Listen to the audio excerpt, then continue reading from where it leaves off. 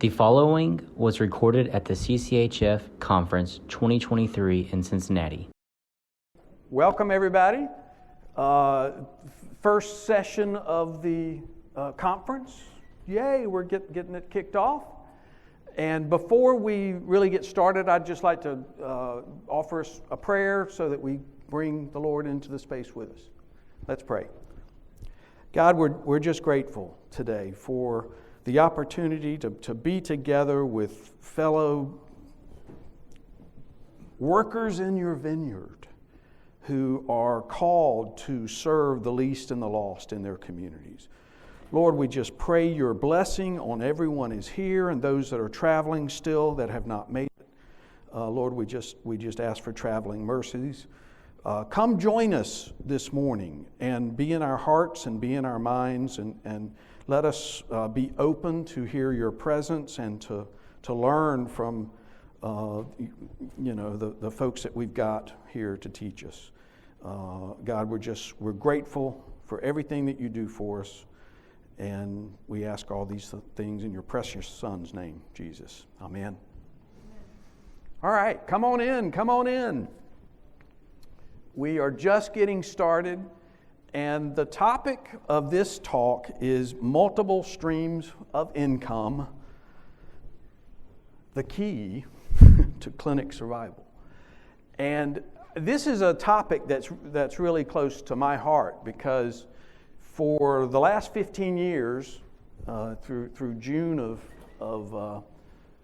2022, I worked with an organization that was helping start clinics all across the country, and we did not have multiple streams of income. And so I am a survivor of a nonprofit that closed because we didn't have multiple streams of income. We were too dependent on one funder. And I hope the takeaway today for everybody is just the importance of spreading your support around different channels of income that support your operation. And we've got a fabulous panel of clinic directors and staff who are going to sort of zero in on one possible channel that you should be looking at. And the hope is that, we'll plant some seeds for some ideas or some creative ways of thinking about supporting your operation, supporting your clinic so that you can do the work that you're called to do. And so I'd like to take just a minute and have each of our panelists introduce themselves and their clinic. Now we're going to come back to them and they're going to go deep. But Mike, you're first. So, my name is Mike Conway. I'm the executive director of the Healing Bridge Clinic in Peachtree City, Georgia. We serve a multiple county radius of people who live at or below the 200% poverty level with free health care. Billy, you're next. I'm Billy Holbrook. I'm the Chief Development Officer at Mercy Med in Columbus. We're down the road from Mike in Columbus, Georgia. Not Columbus, Ohio.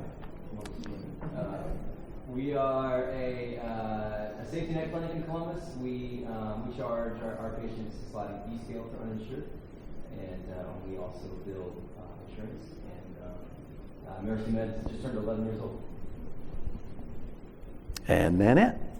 Well, the South are well represented here. My name is Nanette Mudiam. I'm from Evanston, Alabama, about an hour and a half outside of Atlanta, Georgia, just across the line. I am the executive director of St. Michael's Medical Clinic. We have been in existence for 35 years and can definitely speak to multiple streams of income because we've needed them for these years. I've been in this position for 9 years. We are a totally free clinic for the uninsured with the same poverty limits, 200% for our patients. So low-income uninsured patients in our county. Super. And so this is, I hope, going to be more of a conversation than a lecture. And so as each of our panelists are describing the source of income that I've asked them to talk about, feel free to jot down a question, or even frankly just raise your hand if the thought comes to you, and we'll try to make this as interactive as possible. And so, Mike, I'm gonna start with you. So give us a little bit more information about your clinic. How frequently are you open? What's your operating budget, and so forth? So we're currently open consistently 2 days a week, and then some weeks we have a third day that we're open, depending on the specialty that we have. We have a staff of 4. We have 1 full-time, 3 part-time, which includes a clinic coordinator, a nurse practitioner, and then our media coordinator. And we have 25 volunteer providers from the area, really a 2-county area, that provide services from general medicine to dermatology, cardiology, orthopedic care, podiatry care. We do mental health counseling, addiction counseling, physical therapy. We're adding some new services here, hopefully in the next few months. Adding another orthopedic surgeon to our team that's going to actually can't do the night we have ortho now, so he wants to start a different night, so that'll give us the next opportunity to expand. Currently, our budget is just a tick over $400,000. When I came to the clinic in 2018, the 2018 budget was $109,000.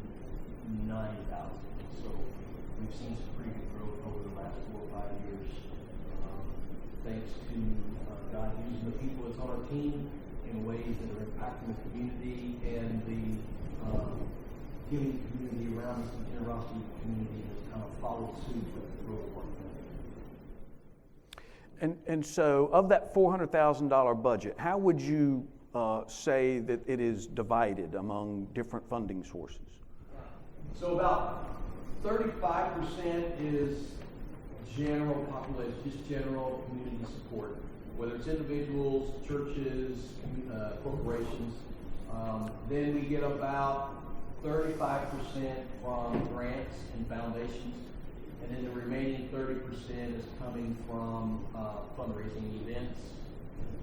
Okay, and you've got a particularly interesting fundraising event that got my attention, and I want to preface this by saying this may not work everywhere, but think about where you live and the folks in your community, and it just might. So tell us about that, Mike. So a piece that he's not asking me to talk about is our biggest fundraiser until this new one was a golf tournament.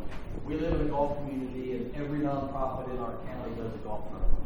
So we had grown that golf tournament to its max. It wasn't going to get any bigger because I literally can play golf in a golf tournament every day of the week from April till September. So we were trying to figure out and be creative on how we can expand our fundraising and maybe even find a new pool of people that weren't golfers, right? Find another interest. So we had a conversation at a board meeting one night. We had a board member there who was literally, it was his last board meeting. He was rolling off the board. And fundraising came up, and I said, a lot of people read a lot about sporting clay shoes. Maybe we should do a sporting clay shoe. And all of a sudden, the guy who was in his last board meeting that night said, I'll read that. And I looked at him like, you're rolling off. And he said, but I'm a bird hunter. I would love to do that. I want that to be my legacy towards my time at the Healing Bridge. So he was obviously the lead of our planning committee immediately, right? So he started planning that. Found out that in his work life, he has a business that supplies medical supplies to various hospitals. So he has lots of contacts. And the word gets out that John is doing a clay shoot to support a nonprofit, and we're having people come from Birmingham, we're having people come, people flew in literally from Colorado, from Missouri. These are all contacts that he had. And so our first one was really people that wouldn't really support us as a fundraiser. They're multiple states away. They're not around where we're at. But it was kind of a favor to the guy leading it. Well, word gets out the second year, and now we have 2/3 of the field is now local people that are getting involved. And again, I understand, you know, if you're in New Jersey or Cincinnati, probably not going to work for you. But if you're in the South, there's nothing like shooting guns. So we've been able to pull in new funders from that, organizations that we really would have no ties to. So we actually had 2 businesses that were associated from someone in the clay shoot from Birmingham this year. Actually came over, and part of it, one of them asked what we do. We told them about our clinic. We take a little time during the lunch hour to do a presentation to the people who doesn't know what we do. We do a little PowerPoint while they're eating lunch, show a video or 2, so they have a better understanding of what the money's going for.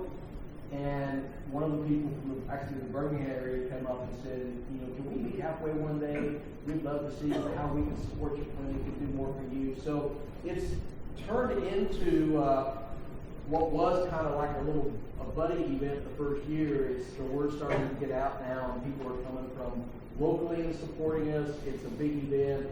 Businesses are already in line. We just did it in February. We already have about 5 sponsors guaranteed for next year. People want to be part of that. It's helping us expand our story and get the awareness of our clinic out there more. So it's just been a really fascinating process of things that happen in the team together. I don't want to just focus on money, but I mean, how much have you raised doing this event? So we raised a little over $50,000 this year, and could have raised more. The problem with it was the weather was terrible, and because of a scheduling issue, we had to change the date, and the only available date that we could do it this year at the club we were at turned out to be Super Bowl weekend. So we lost several people that came last year. They couldn't come this year. I had no idea so many people were Kansas City Chiefs fans. The facts of the people that came from Missouri last year, they're like, no, we're staying home watching the Super Bowl. They're all Kansas City Chiefs fans. So that kind of, hampered a little bit the weather and that. But overall, it's we anticipate it being even bigger next year. We're setting a goal for about $65,000 for next year. Super. And one of the things that really excited me about this event, Mike, when we talked about it, was that folks were coming in, from all around, and C-suite individuals from, the medical industry that didn't really know about you guys. And so have you been able to convert any of those maybe 1 or 2 time attendees to a more sort of sustainable supporter for the Healing Bridge? So not necessarily from a business standpoint, but from an individual standpoint. One particular attendee is over a hospital system. He oversees about 4 different hospitals, and he and his wife have now become donors to the Healing Bridge Clinic, and committed to some example support. And then again, there's other. I reached out to someone who was in the clay shoot last year. They were in a business that we thought we might need some product from, so I gave them a call. Hey, I don't know if you remember me from the clay shoot. Oh, yeah. Told him what we needed, and I said, is there any way you can maybe get this for me at a discount, or how can we work that? He's like, no, we'll just send it to you for no charge. So it's paid off in multiple areas, not only just needs and resources that we have in the clinic, but also financial support. Because in the end, it's all about relationships, isn't it? So what lessons learned have you taken away from doing this now for 2 years, and you've got a 3rd year coming up? I guess the biggest takeaway for me in learning is be open-minded. See what's working in your area. I wouldn't recommend that you just do something that somebody else did and expect the same results, but how can you take an event that may already exist somewhere, and how can you make it fit what you're doing to the demographics that you're trying to reach? Some of what we had was just a little bit of luck. We had the right guy that had a lot of connections. But that relationship with the guy that had the connections had been being built for 3 years. So it wasn't like he just walked in the room and introduced himself to us and it was magic immediately. We had spent time together. We had spent a difficult season for our clinic to where we literally thought at one point we weren't going to survive. When I, a year and a half or so into mine taking over the clinic, funding had kind of dropped off. Things had changed a little bit. We'd added some staff before we were growing, but we hadn't focused enough on sustainability to bring in the added income that we needed. And he walked us through. He was part of that dark season for us that helped us get through that. And then now on the backside of that, we're seeing that all of that led to him wanting to be the point person for this fundraiser that is unique for our area. The format that we do is what makes it unique, and the fact that we're a health clinic is a little different than an FCA group or a Boy Scout group, something like that, with a play shoot. So we're not typically considered kind of outdoors behind this, right? So we're providing that medical care, and the number of people that are around. I mean, we've got people from Indiana. I don't know that anybody came from Ohio, but we had people from Indiana, Illinois, Missouri, Colorado, Mississippi, Alabama, a few people from Georgia. So it's starting to get big, and people are now talking about. I mean, we're getting emails from people that have attended, like, hey, I talked to my buddy at so-and-so. He wants the information on next year's date. So people are already starting to ask me to send out information to new people.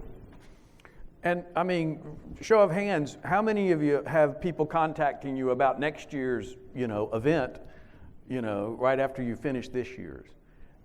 Yeah, it's not terribly usual, normal for that to happen. But this is something that they are excited about participating in. And if they bring additional people, that's just more folks to sort of spread that relationship pool out towards, a greater number of people. And we just never know, who's God's going to place something on their heart that what you're doing at the Healing Bridge is important enough for them to want to learn more and, potentially support you. Do we have any questions for Mike about this event or, yes? Could you break down that, you said about $50,000. What are we talking for? Is that mostly entrance fees to be in the competition? Is that sponsorships? Can you break that down? So let me get the question so the recording can have it. The question is, break out that $50,000 in revenue. Is it sponsorships? Is it entry fees? How did that break out? So it's a combination of sponsorships, entry fees, and gifting times. Break out all of that. The gifting times for that event actually are very minimal. There's not a lot of gifting times, although actually there is. I mean, we had a local restaurant donate the dinner afterwards, so we didn't have to pay to feed the guys. Chick-fil-A provided breakfast and lunch, box lunches for the shooters, and then we had a restaurant provide food for the evening, kind of the after-shoot kind of social time that we do. But to break down, we have great supporters this year. We have a title sponsor, and then we sell a couple of target sponsors, so that pays for all the plays. And then the actual entry fees make up the rest of it. I would say of that 50, to answer your question, there was probably about 35 of that in sponsorships, and then about another 15 in registration fees, and then what I didn't count when I said we gross 50 is the gifting times were probably another, maybe $1,000 in food. Yeah, follow-up would be, how many attendees? How many attendees were how many participants? So our goal is 100. This year we had 65 registrations, and about 45 of those actually showed up. Again, it was bad weather and complications with scheduling and all that. But our goal is to hit 100. And we actually, it's a two-phase shoot. It's a sporting clay shoot and then a live pheasant shoot. So you could do it all day or a half-a-day event. So the all-day event, has a price tag to it. This year it was $700 for the all-day event, and I think the half-day was $350 just for the sport clinics. So there's sponsorships there too. So there's bird sponsors. There's the tower where they release the birds from. There's a sponsorship level there. We do a presenting sponsor. And the other unexpected blessing for us is this year's title sponsor was a local orthopedic office that two of their surgeons volunteer for us and also provide free surgeries for us. By being title sponsor, they were able to bring about 10 guys with them. And one of their docs came up to me and said, I've been thinking about getting with Mo and Pete for a while about coming with them. Can I just start volunteering for you? And I'm like, yeah. Right.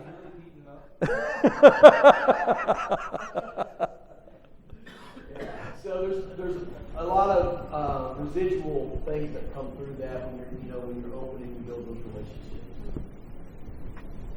You answered already. I was going to ask if it was an all-day event because you had mentioned breakfast, lunch, and then like a dinner type thing after. So that answered. So then is this, are you closing your clinic for the full day, or is it a weekend, or do you have enough staff that you can still? Question is, how does this affect the operation of your clinic? It doesn't, because we do it on a Saturday. And the other nice thing about it is while we want to engage anyone who wants to be part of the event is limited on the number of volunteers because they don't want just anybody out there around shotgun, right? So the club where we host the event, their members are the kind of the volunteers of the event because they trust them, they don't have to do any training with them. But so when our people come, our board members, our staff, all that time that they're there, they're engaging with people and giving their names and business cards and telling the story. And so it's very, very relational and very, very communicative event. When before the event starts, then there's about a 2-hour lunch break because they have to reset all the course, and it takes a while to do that. So we have the 2 hours they're kind of captivated in this pavilion area. So we bring our volunteers and staff in to introduce themselves and to continue telling the story. Super. Well, take down Mike's sorry. Related to the volunteers, you said you have 25 that volunteer. That's quite a lot. How do you get? How do you get those? Do they just come to you? Yeah. So the question is about volunteers that volunteer at medical providers at the clinic. Yeah. So yeah, the 25 volunteer providers that we have, when I came in 2018, 5 of those 25 were volunteering then. Since then, we've made our clinic more aware, our community more aware of our clinic. We've told more stories. We've hired a marketing, we call her a media coordinator. We've hired someone in marketing that captures patient stories, that captures provider stories. We're doing a social media campaign on that. We're setting up a YouTube channel so we can send that link out to people, businesses, etc. And word's gotten out. Now we have partnered with. We went to the people that were already connected to us and said, "Hey, we're looking for more volunteer providers. Do you have any friends that might be interested in come in?" And then what's helped us from a nursing standpoint is we've partnered with actually 3 different local nursing programs.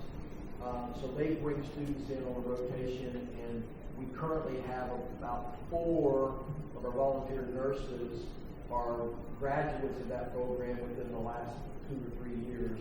They graduated, got a job locally, and then they come back to volunteer for us. Super. So take Mike's contact information, go to your Whova app. You can find him there. I'm sure he'd be able to answer any questions about this going forward. Nanette, let's get you up on the screen there. All right. So tell us about your clinic. What's your budget? That sort of, you know the drill. Sure. So as I said, my clinic is a free clinic. We serve our single county, which is Calhoun County, Alabama. We have about 14,000 uninsured residents in Calhoun County, and I serve about 1,400 of them. So a 10% of an adult population, which I think is pretty good. We do that in a 3-day service week. We're consistent Wednesday, Thursday, Friday of every week. And we have been that way for the last 8 years in the 3-day service week. The first year we were just 2 days and we expanded. My patient population is about 50% undocumented Spanish speaking. So many of my staff are bilingual and volunteers. We have about, we are 6 part-time staff members, so no one is full-time. That is going to change probably later this year. Something else I wanted to say. We have multiple volunteers. We have 12 consistent, I would say about a dozen consistent volunteers. We have found that a volume of volunteers is not as beneficial as trained volunteers who really can come in and help you. We also work with universities, so I've got lots of nursing students, fall and spring community health nursing students who are coming in with a trained adjunct staff who knows how to operate in our clinic. And then we have a number of gap year medical students, pre-medical profession students, pre-BA, pre-MD, post-nursing and looking for what they're going to do. So we leverage students in our clinic. So, we're the typical free clinic story, as I'm sure you can relate if you run a free clinic. And so what's your operating budget? Our operating budget is about $300,000. It grows every year. It inches up. And it's the first year I was there, it was $80,000. And so, look, you guys, you can do it. It can grow, and it just. And I thought it interesting that you said that your clinic failed because you only had one stream of income. My clinic has been established since 1988. I came in as the first ever executive director. I came in as a student myself doing a master's in community health. And when I got there, my project was to create the role of executive director because they basically run like a church ministry. They had enough money from one stream of income to hire a nurse practitioner full-time. So they literally had a church staff and a 1 NP who basically ran. But with that came a lot of apathy. So that when I got there, nothing against the NP who was running it, but she was seeing a maximum of 6 patients a day. Because we weren't reporting any stats. We weren't trying to find funding. We weren't promoting our value. And so, honestly, I closed the clinic. I just said to the board, this clinic isn't going to work. If you want to restructure, if we want to pare down from a full-time to a part-time, and I will find somebody who wants to work for it. And so that's what I did. I closed and I restarted and restructured and obviously diversified our income. And so of that $300,000, how would you break out that support now? We do have, which is helpful, we do have a trust fund from our church, which does give me some income, a less percentage every year than originally. We do grant funding, we do private donations, we do a good fundraiser. Mine is a wine tasting, hour and a half, and let me tell you, I can make $45,000 in an hour and a half with a couple of glasses of wine. If that doesn't offend you, then I can tell you more about it. Progressive Christian. So yeah, we got guns, we got alcohol. Let's bring it on, And so, but yes, we local foundations, local grants, more federal grants recently, right. And then leveraging a relationship with a hospital. And that's what I want to drill down into because first time I talked to you, I was blown away by the level of community support and hospital support that you have been able to, you and your team have been able to leverage. Can you speak to that? I will say, so I have a nursing background. I worked in community health I worked in the ambulatory center of my hospital for about 8 years before I came into my position. And so I did have relationship with some physicians and obviously, I live in a small town. So, I knew people just because I've lived in a small town for a long time. So when I first came to my job, our hospital, and you may check because most hospitals have it, they have a transition of care team. So a transition of care team is looking to make sure that discharged patients have a place to go, because Medicare and Medicaid will not pay for certain diagnoses to be readmitted in the hospital if it happens within 30 days of their discharge. So my hospital had a very wise lady who said, I need to figure out where the uninsured can go. So she contacted me and said, would you be willing to come to a meeting, and would you take referrals for our uninsured patients? And I was like, yeah, of course I will. So the first thing I would say, if you want to leverage a relationship with your hospital, is say yes to everything they ask you to come to. And so I did do that. I connected with some people. Eventually, that executive management team of the hospital was let go. And honestly, that lady lost her job, and I didn't have the same connection. But I continued to cultivate relationships with people I knew at the hospital. And so at the same time, this is in the first couple of years that I've taken my job, so 2015, I would say, the hospital announced that they would like to start a free and charitable clinic. Because what they recognized was more than 30% of their ER visits were from the indigent. And so they were trying to figure out, how do we get non-emergent issues addressed in another clinic, and something much lower cost, right, than a $5,000 emergency visit for, the sniffles.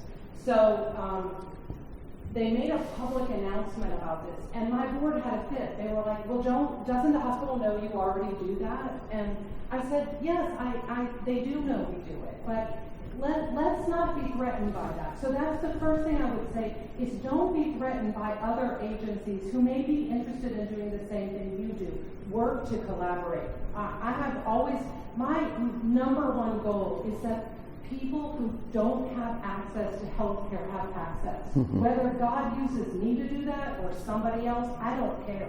I just want people to have access. So I continued. So a few years later, actually in 2021, I definitely had made a name for our St. Michael's had a name in our community by just being willing, because we stood at the table. COVID did so much for so many of us, because it gave us a seat at a table for the homeless, for the uninsured, and so we said yes to everything. We did testing for anyone who was indigent. We were willing to do testing. So, the hospital had a lot of exposure to us, and so did our city, because we all work with emergency management and all together. So COVID did bring us a seat to the table in a way it didn't have before. So in 2021, the city of Anniston, where I reside and where the clinic is, and our hospital invited me to a meeting to discuss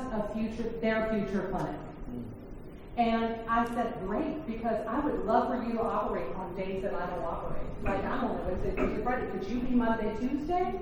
And then we'll have a 5-day service week to hopefully keep people out of the ED. And so they asked me, I realized, so I get there, I'm with the CEO of the hospital, I'm with the mayor and the city manager, I'm with the chief of staff for the hospital.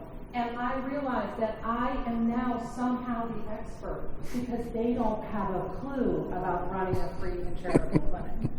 So I tell them what I know, and I speak when spoken to, and I realize that I'm speaking a lot because they don't actually know what it is that they're endeavoring to do. So I go to about 3 meetings over the course of this time, and what they have is they have COVID relief money, ARPA funds, which, and they want to renovate a community center in our area to make it their clinic. And so I go to a couple more meetings, and I tell them everything I know. And when I go to the 3rd meeting, I'm about to say, like, look, y'all, I told you everything I know. I don't know why y'all keep inviting me to this meeting. And so they say to me at the 3rd meeting, when I say that, they said, well, we've been thinking about it. We really want you to run that clinic. And we would be willing to give you money and the free clinic to operate it. And as negotiations rocked on, It actually really, what happened to me was I was outgrowing my own clinic. And when we first talked about it, I wasn't. But now I am, like I have no more room to move. And so the city of Anniston is building me a free clinic, rent-free, maintenance-free, security, and giving me a whole learning center on the other side with a staff from the city of Anniston to assist my patients with technology and a coffee bar to boot, and giving me a free space. And on top of it, my hospital is investing.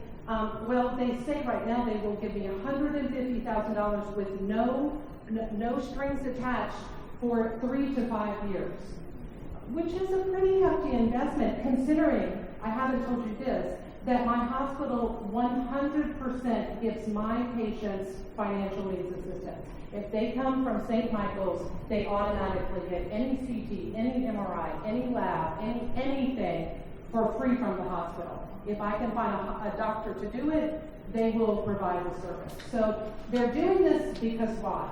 Because they know that care in the community is cheaper than care in the hospital. Right. And it is to their advantage. And your local community hospital has to give financial assistance if they are free insured. If they're a nonprofit hospital, then they have to give financial needs assistance. So make relationships with your hospital. So, yeah. Your community hospital is a nationally?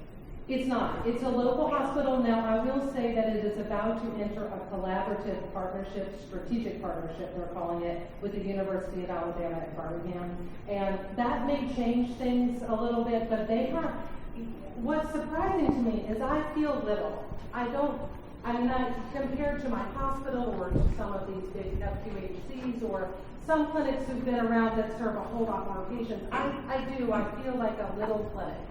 And yet, they assured me, the CEO emailed me before they made the public announcement and said, I just want you to know that this will not affect our plan with you at all. So they must know that it's helping them somehow. And it's certainly helping the patients of our community.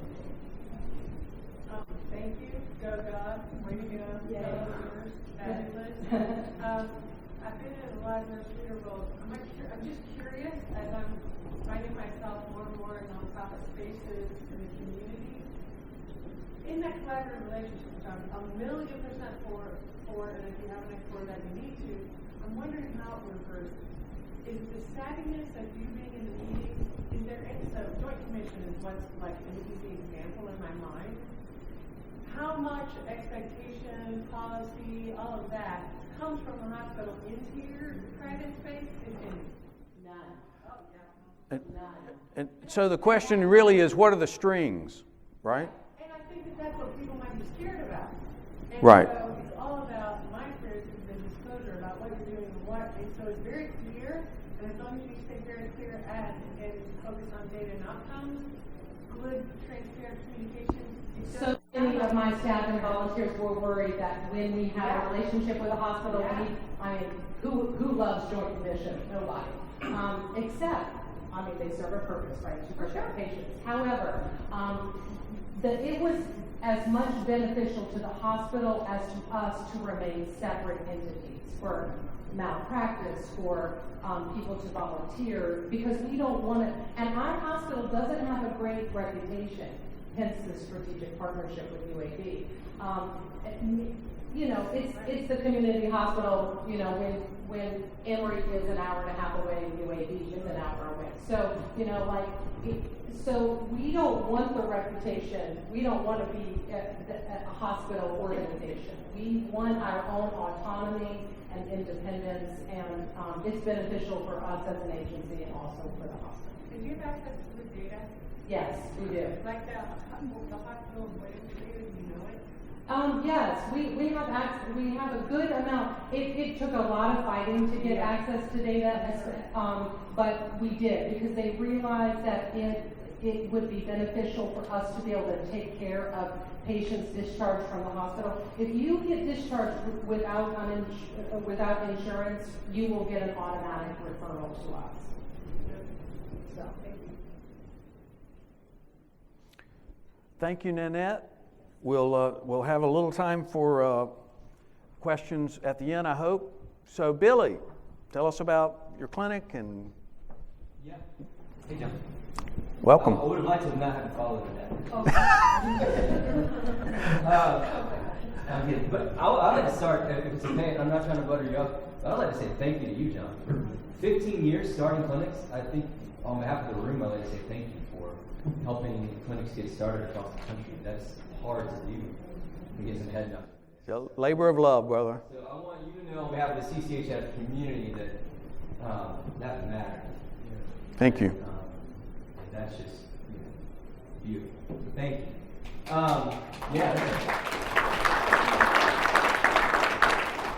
So Mercy Med, we're in Columbus, Georgia. Mercy Med is a safety net healthcare center. Our mission statement is very long. I'll tell you the short version of it. I'll tell you the whole thing. It's okay. Our mission says we exist to proclaim Jesus Christ as Lord and demonstrate His love by providing affordable quality healthcare for the physical, spiritual, and emotional needs of the underserved. And so we do that every day. Our founder is Dr. Grant Scarborough. I don't think you guys know Grant, but Grant went to med school so he could serve the poor and share his faith in Jesus with a captive audience. And so Mercy Med's kind of thank you so much. We have great student volunteers. For those who are listening online, we're rehydrated. We got lots of water. Thank you. What's your name? Thomas. Thank you. There you go. And so Dr. Scarborough started the clinic in 2012 and recruited a team to join him. And the model that he set out was to charge a sliding fee schedule for uninsured. So we charge our patients on a sliding fee schedule. If you're homeless, it's free. And we do an assessment on household income and charge based on ability to pay. The fee schedule starts, it's a similar model to an FQHC, if you're familiar with that world. It's a similar fee schedule. $30 is the starting point for the appointment. And then it goes up in $10 increments from there.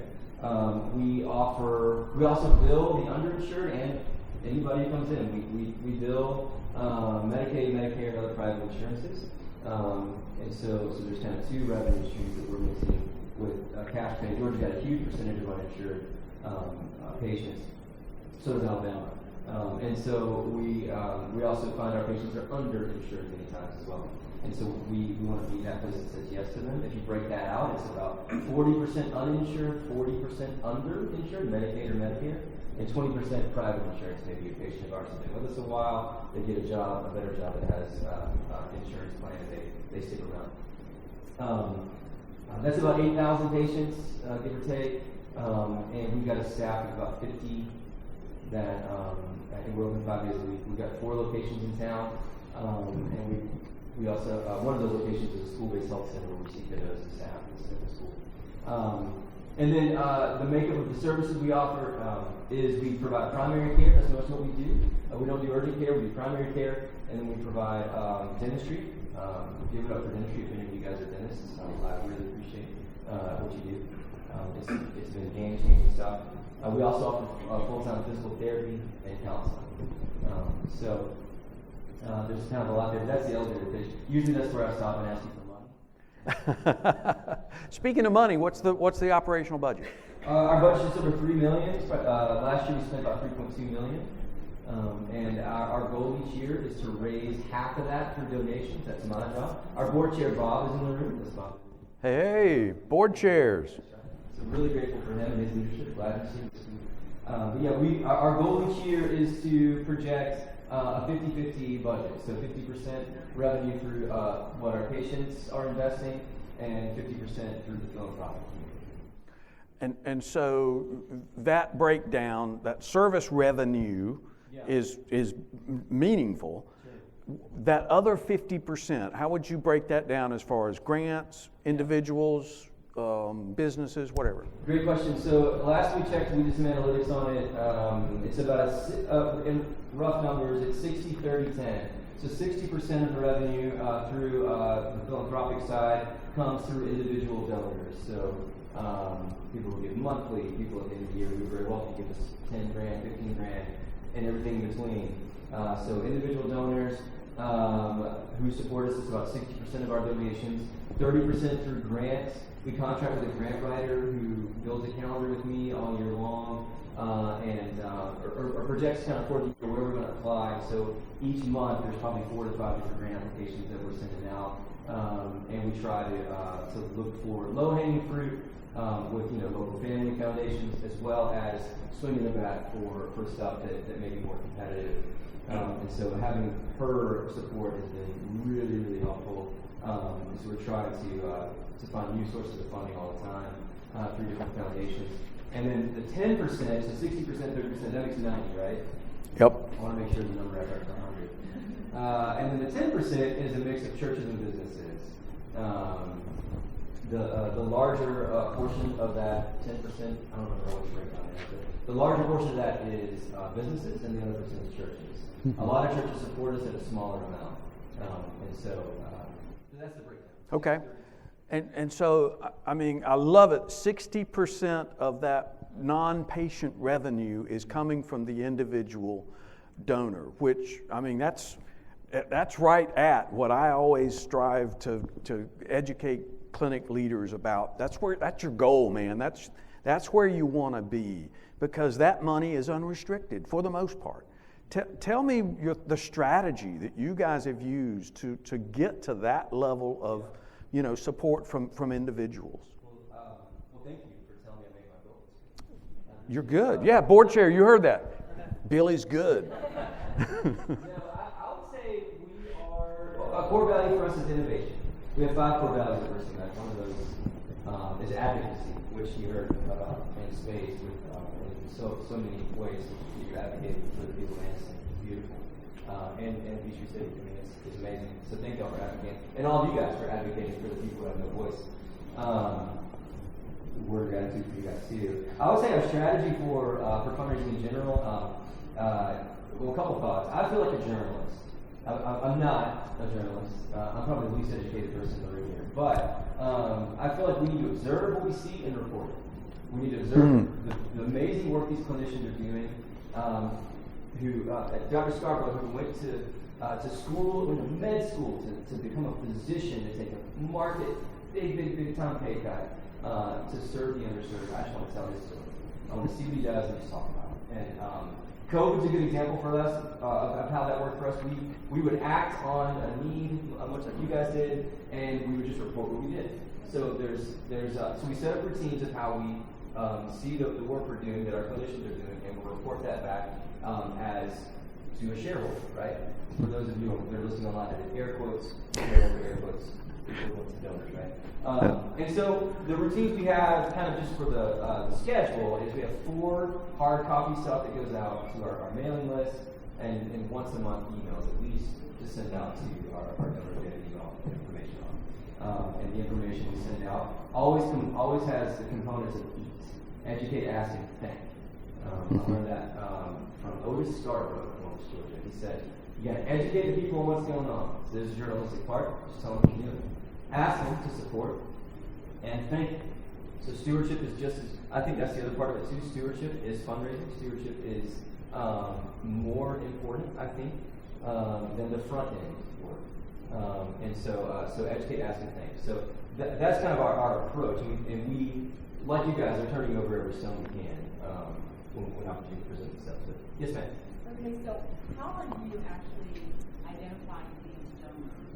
Is there a certain database that you're utilizing? Question is, how are you identifying, I'm assuming, new potential donors? Right. Yep.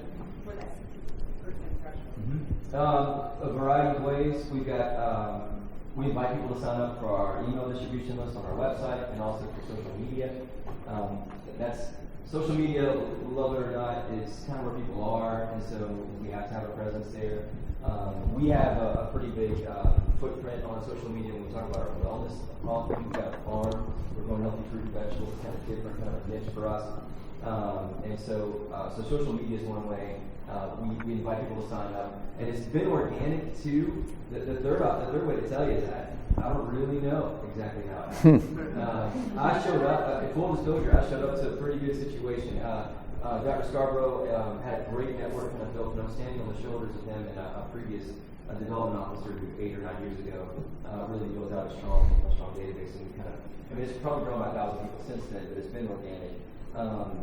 And I'll mention too, not just because Bob's in the room, but our board. We leverage our board as much as possible with introductions, with speaking opportunities. To like just last night, last night Dr. Scarborough went and spoke at a church at one of our board events. And from there, I'm sure there'll be a lot of follow-up opportunities. And so it's kind of everything you think of: Rotary Club visits, civic engagements, that kind of deal. However you can increase your profile, we're going to go for it, digitally and in person. So it's kind of an art and a science, I suppose. We're trying to figure it out. Yeah, that's good. Thank you. Yes, ma'am. Okay, so I have a lot of little questions in this one question. Great. So you didn't mention events. My guess is that at some point you did do events and fundraisers and then transitioned away from events. So can you talk a little bit about how that process happens? You no longer do events. How did you transition away? Is that, we didn't hear about events as part of that stream of income. Do you do events, and if not, how did you get away from doing that? Sure. We hosted an event. I'm sorry. In the same question, forgive me if I didn't hear it. You said $3.2 million in your budget, and then you said billing, and you said non-patient revenue. So is the 3.2 both? Yeah. And then if that's both, what's the percentage of patient revenue versus non-patient revenue, and what's covered by the billing? Great. So So- I'll answer the events question first. I'll go back to that one. For events, I did not mention events, but we do host a gala. Is it gala or gala? What do y'all say? What you serve it.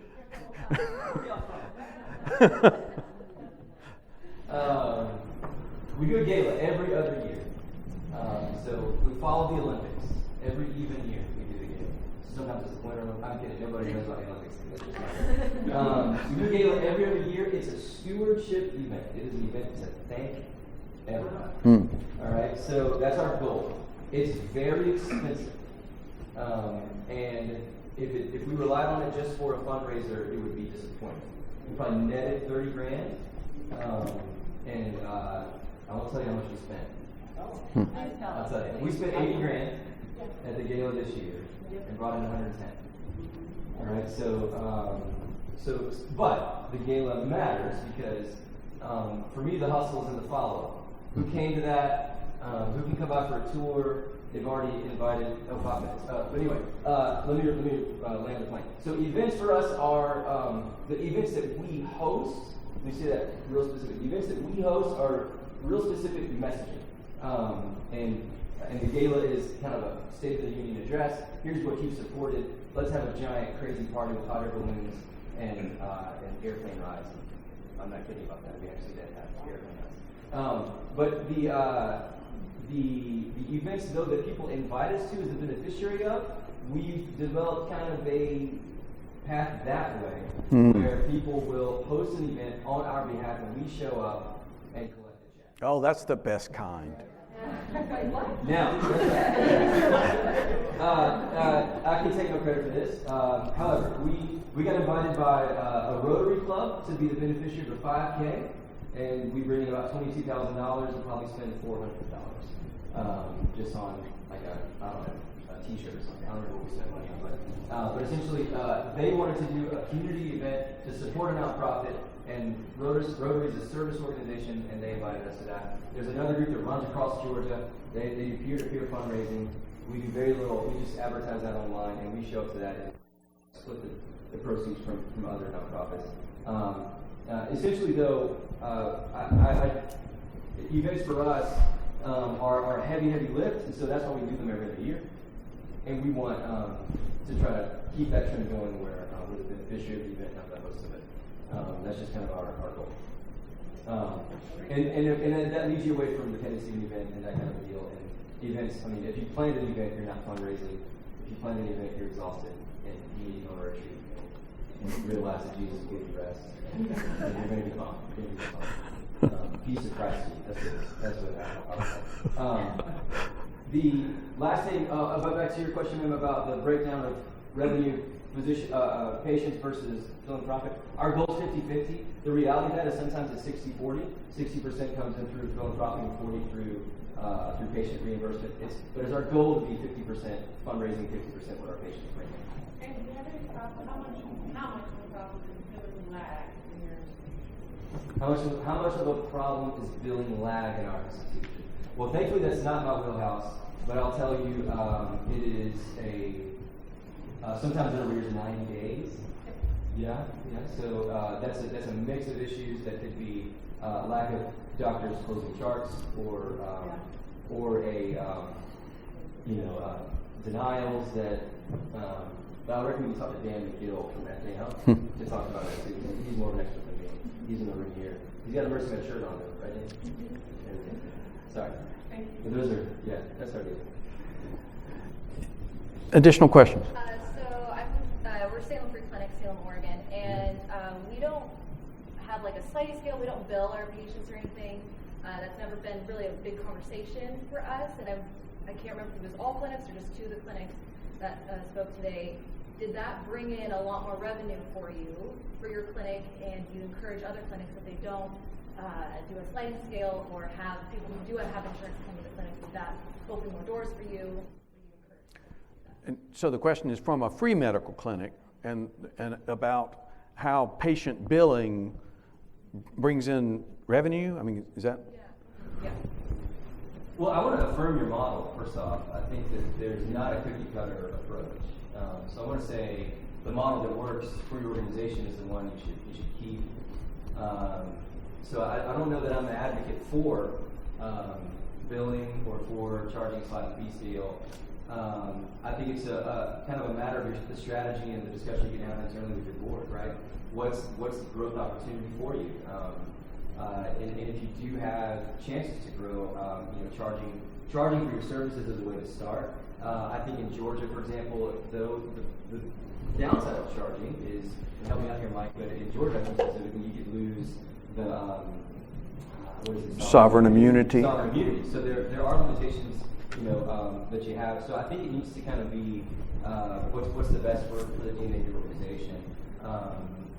We realize the benefit of it for sure because our scale can move a little bit differently with the number of people we can serve and with the number of services we can provide.